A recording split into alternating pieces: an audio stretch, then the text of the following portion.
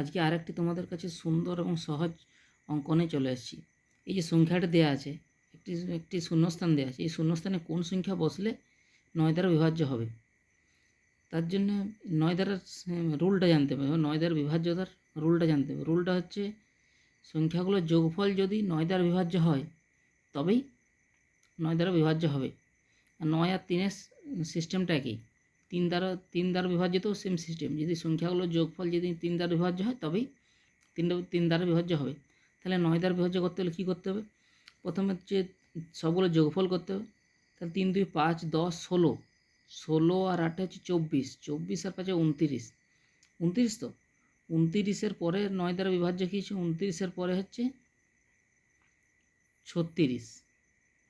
9 দ্বারা বিভাজ্য 36। তাহলে এখানে কোন সংখ্যাটি বসলে 36 হবে? এখানে 7। এই 3 যদি বসাই, প্রথম অপশানটা যদি দেখি, এই 3 বসাই, তবে 3 বসালে হচ্ছে 29 32, 32টা 9 দ্বারা বিভাজ্য নয়। তারপর হচ্ছে 5 হলে 34, 34ও 9 দ্বারা বিভাজ্য নয়।